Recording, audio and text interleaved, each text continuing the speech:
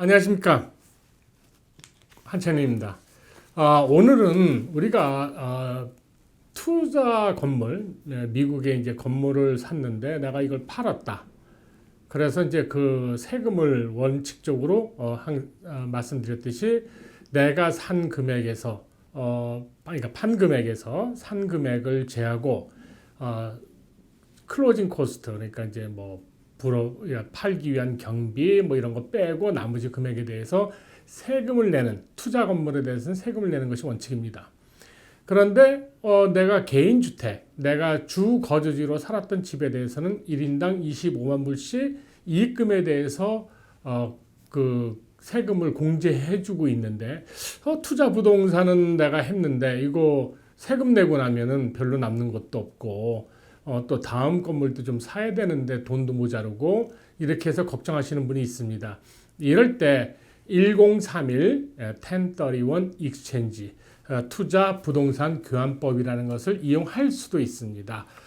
이 법은 먼저 이 세금을 면제해 주는 건 아닙니다. 다만 유예를 시켜주는 겁니다. 즉 내가 예를 들어서 50만 불 주고 건물을 샀는데 100만 불에 팔았다. 그러면 투자 건물일 경우는 당연히 50만 불에 대해서 세금을 내야죠. 뭐 연방세, 주정부세 내면 뭐 한 30% 나오는데, 그렇게 하고 나면 나는 세금 내고 나면은 뭐 별로 다른 뭐 건물도 하나 조금 더 큰 거 좀 샀으면 했는데 돈이 모자라서 못 사겠다. 이럴 때는 내가 판 금액에 보다 더 큰 금액의 건물을 살 때는 그럼 유예해달라. 저쪽 건물을, 내가 새로 산 건물을 다시 팔 때까지 세금을 연기해달라는 유예의 조치가 되겠습니다. 이거 꼭 명심하실 것은, 이 기본 아이디어는 이겁니다. 내가 세금을 면제받는 것은 아니고 유예를 받을 수 있다. 두 번째, 내가 판 금액보다는 내가 새로 다시 팔고 새로 살 건물에 대해서는 그 내가 판 금액보다는 분명히 커야 된다. 이게 일단 기본 개념이 되겠습니다.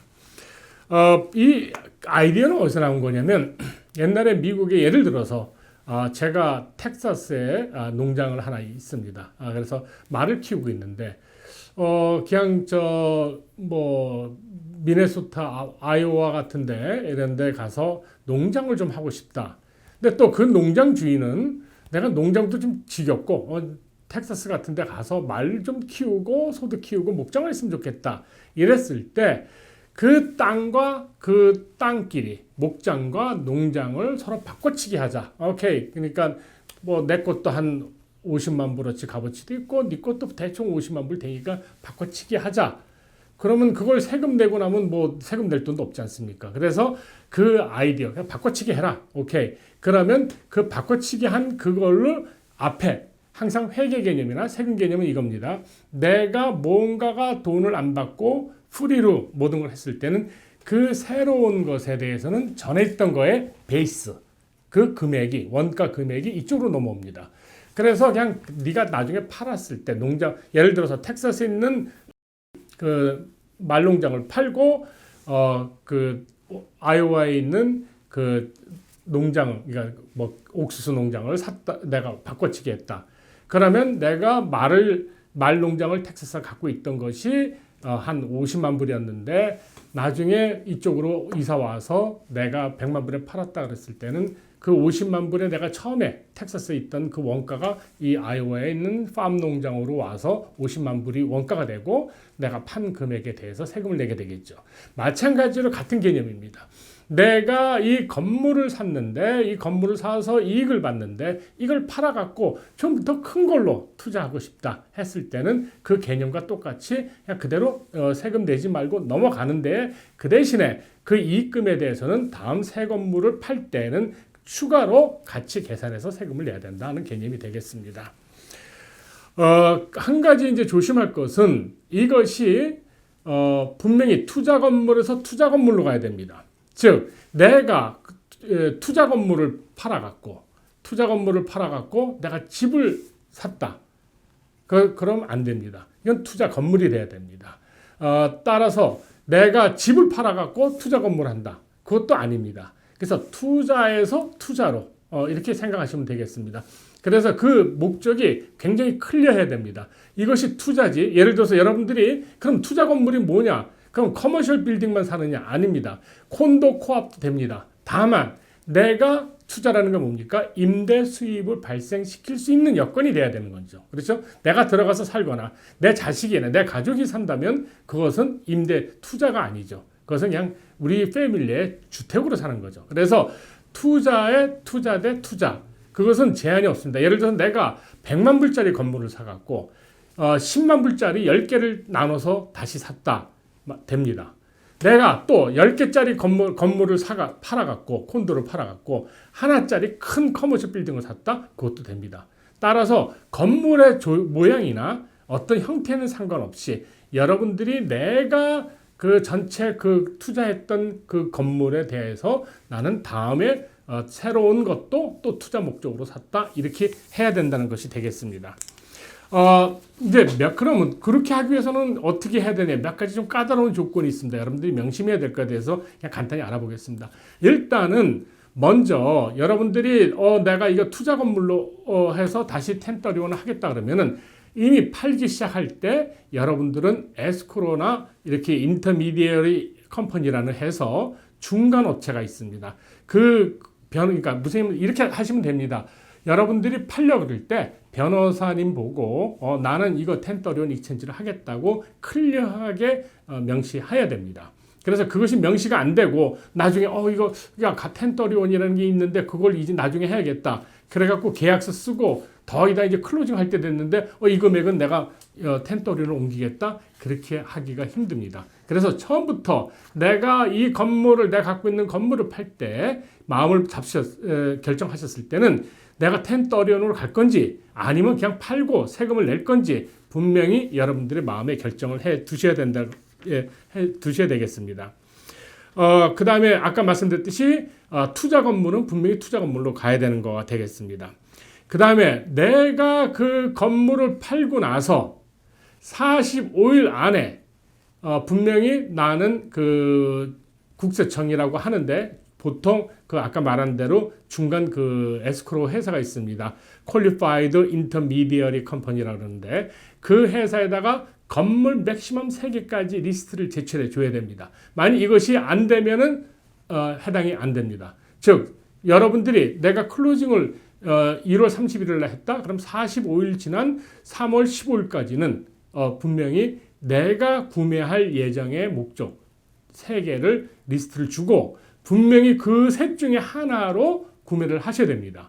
그렇기 때문에 조금 부담스러울 때가 있습니다.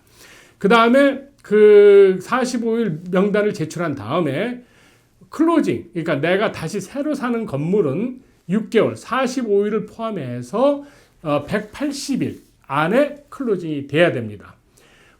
이 날짜는 굉장히 예민합니다. 하루는 봐주겠지가 아니고 분명히 180일 안에 여러분들은 45일 포함해서 리스트를 주는 날짜까지 합해서 여러분들은 180일 안에 새 건물을 클로징을 해야 됩니다. 혹시 보면은 내가 예를 들어서 100만 불에 팔았는데 저 건물은 80만 불 주고 사는데 새 건물을 20만 불 수리비가 들어가서 나는 결국 100만 불이 다 들어간다. 이걸 1031 세금 안 내고 어떻게 파는 방법이 있느냐? 있습니다. 무슨 얘기냐면은 내가 들어가서 80만 불 하고 플러스 수리비까지 합해서 100만 불을 그대로 쓴다면은 1031 익스체인지가 됩니다. 단 조건이 있습니다. 그 100만 불에 그러니까 20만 불의 수리비는 분명히 인터미디어리 컴퍼니에서 갖고 있다가 지불이 돼야 될 것이고 그 다음에 수리 기간까지 합해서 180일 안에 모든 게 공사까지 완료가 돼야 됩니다. 이 조건이 있기 때문에 그 점을 유의해 주시기 바랍니다. 그 다음에 그 새 건물로 옮겨갈 때 가만히 있어봐요. 내가 한청년 이름으로 건물 샀는데 내가 누가 하나 같이 집어넣어서 동업으로 1031 하겠다. 안 됩니다. 같은 이름의 소유권자가 같은 이름의 텍스가 연계가 되는 것이 새로 들어오거나 변동이 있으면 그것이 실질적으로 힘들어집니다. 우리가 그 부트라는 것이 있습니다. 즉 예를 들어서 그러면 난 어떻게 되냐? 예를 들어서 100만 불에 팔았는데 건물을 산 게 80만 불이고 20만 불은 뭐 투자할 데도 없고 그래서 내가 써야겠다. 그러면 아까 예를 들어서 50만 불에 주고 샀으면 본래는 100만 불 이익이 남았죠. 그렇죠? 50만 불 죄송합니다. 50만 불 이익이 남은 100만 불에 팔면은 50만 불 이익이 남는데 그 중에서 80만 불을 내가 건물을 샀으니까 30만 불 이익금 50만 불 중 30만 불은 새 건물에 들어갔으니까 1031이 됩니다. 그럼 나머지 20만 불 여윳돈은 내가 썼습니다. 그러면 이익이 발생이 되기 때문에 양도소득세를 내셔야 됩니다.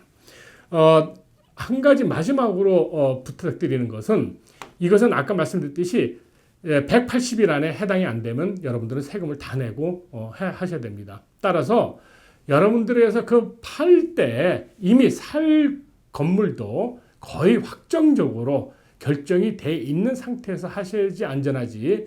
그냥 일단 너 좋은 가격에 누가 들어왔으니까 일단 팔고 1031 익스체인지로 해보겠다고 그때 가서 뭐 하시다가 이게 뭐 바이어가 융자를 못 받는다든가 뭐 문제가 있어 갖고 시간이 이어지면은 늦어지면은 180일 넘어가면은 혜택을 못 받게 됩니다. 따라서 1031 익스체인지를 생각하시는 분은 이미 여러분들이 건물을 팔겠다고 생각하셨을 때는 1031을 할 것인가 내가 세금을 낼 것인가 세금을 낸다면 내면 됩니다. 다음에 세금 보고할 때. 그러나 1031 익스체인지를 하시겠다면 내가 살 건물이 어느 정도는 확정돼 있고 준비 단계가 돼 있나. 그래서 180일 안에 내가 팔고 난 다음에 180일 안에 클로징 확실히 할 수 있나 확인하시고 일을 처리해 주시기 바랍니다. 감사합니다.